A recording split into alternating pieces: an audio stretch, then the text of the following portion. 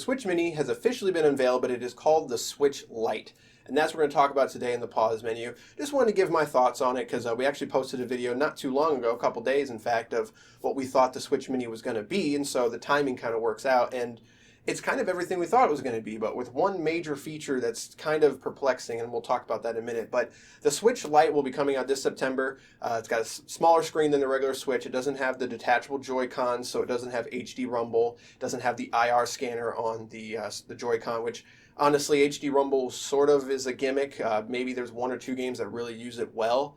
But when it comes to the IR sensor, the only game I personally know about is 1-2 Switch. I'm sure there's another game out there that uses it, but it hasn't really done anything. So it's not surprising those things were cut.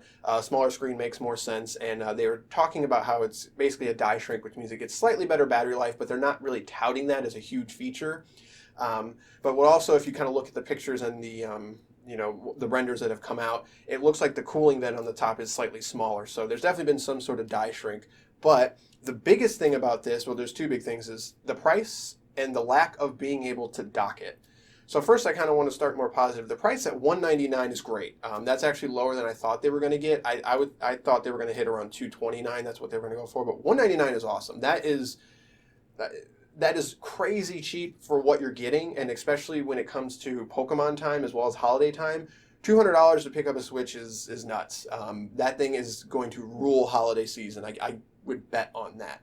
And the fact they're able to get it that low kind of brings me to the fact that the Switch Lite can't switch. And that's very, very strange considering that's kind of the whole gimmick of the machine. Now, this isn't super, super surprising because, like we talked about before, the 2DS was basically built as a budget model of the 3DS, and it lacked 3D, as it says in the name.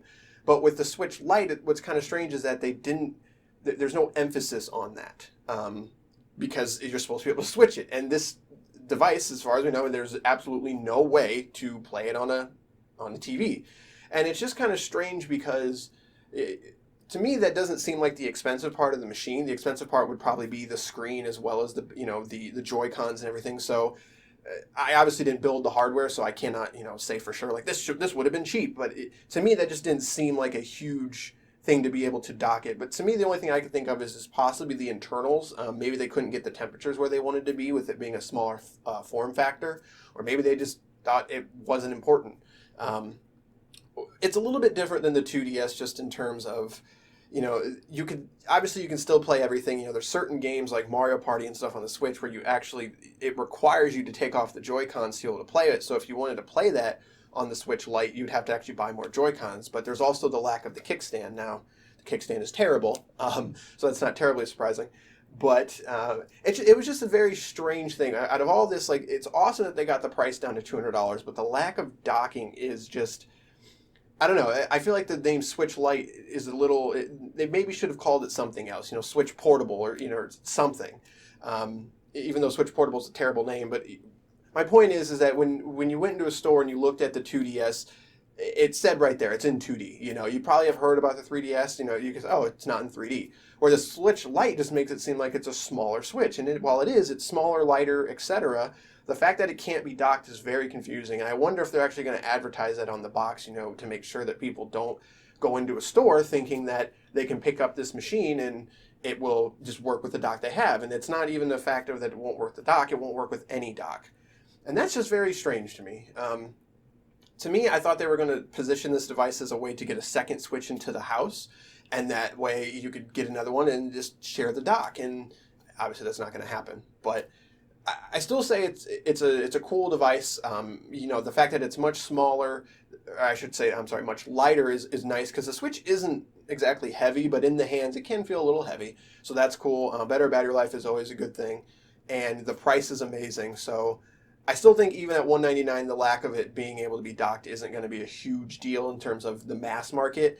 But for other people, I think that were maybe looking to pick up a second Switch, I think they might hold off, or maybe, obviously the regular Switch still exists, but at $300, it's still expensive. $100 is a lot of money to a lot of people. So that $100 is great, but at the same time, the ability to dock it, to me, would have made more sense. But that's just my opinion. Let me know what you think about the Switch Lite in the comments below. Is the price good enough for you to pick it up? Is that does not being able to dock it at $200 really matter to you?